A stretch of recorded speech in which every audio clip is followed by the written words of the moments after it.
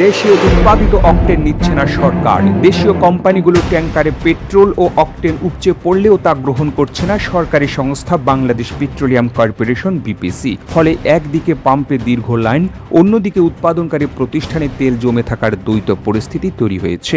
সংশ্লিষ্ট সূত্র জানায়, দেশে পেট্রোল ও অকটেনের মোট চাহিদার প্রায় ৭৫% পূরণ করে স্থানীয় ৫টি প্রতিষ্ঠান।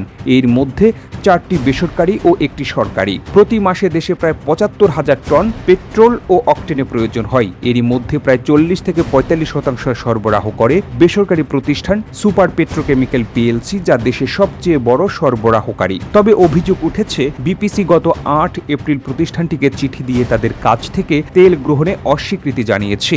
এতে করে প্রতিষ্ঠানটির ট্যাঙ্কারগুলো এখন উপচে পড়ার মতো অবস্থায় রয়েছে এবং উৎপাদন কার্যক্রমও হুমকির মুখে পড়েছে।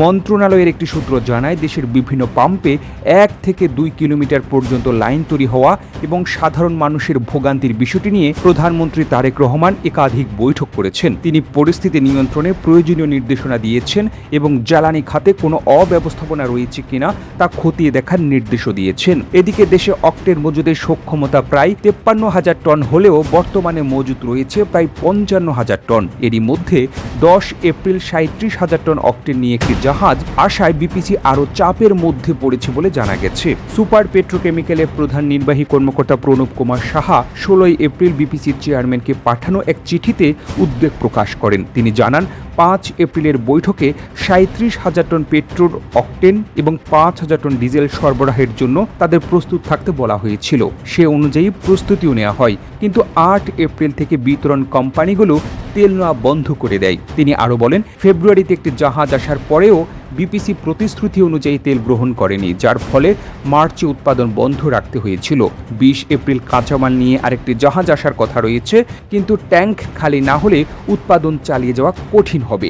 অন্যদিকে মেঘনা পেট্রোলিয়ামের ব্যবস্থাপনা পরিচালক শাহিরুল হাসান বলেন, অকটেন সংরক্ষণের আর জায়গা নেই, তাই বেসরকারি কোম্পানিগুলোর কাছ থেকে অল্প অল্প করে তেল নেওয়া হচ্ছে। বর্তমানে পদ্মা, মেঘনা ও যমুনা এই 3টি বিতরণ কোম্পানি দৈনিক গড়ে ১২,৭৭৭ টন ডিজেল, ১,৪৯৬ টন পেট্রোল এবং ১,১৯৩ টন অকটেন সরবরাহ করছে। তবে ২৮ ফেব্রুয়ারি মধ্যপ্রাচ্যে যুদ্ধ শুরুর পর ৮ মার্চ থেকে সরকার তেল সরবরাহে রেশনিং চালু করে। পরে ঈদের আগে সেই রেশনিং তুলে নেওয়া হলেও সরবরাহ সীমিত রাখার নির্দেশনা বহাল থাকে।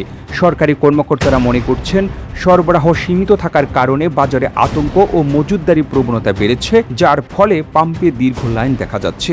তবে দেশীয় উৎপাদন থাকা সত্ত্বেও তা গ্রহণ না করার কারণে বিপিসির অবস্থান নিয়ে জনমনে প্রশ্ন তৈরি হয়েছে। প্রতিবেদনটি তৈরিতে তথ্য ও উপাত্তের সাহায্য নেওয়া হয়েছে জাতীয় দৈনিক যুগান্তর থেকে। আর এতক্ষণ আপনারা সঙ্গে ছিলেন বিশ্ব বাংলার। এই ভিডিওটি আপনি বাংলাদেশের কোন জেলা থেকে দেখছেন আমাদের কমেন্ট করে জানিয়ে দিন। আমরা পরবর্তী ভিডিওতে আপনাকে ধন্যবাদ জানাতে ভুলব না। আরও ভিডিও দেখতে বিশ্ব বাংলার পেজটিকে লাইক করুন, কমেন্ট এবং শেয়ার দিয়ে সবাইকে দেখার সুযোগ করে দিন।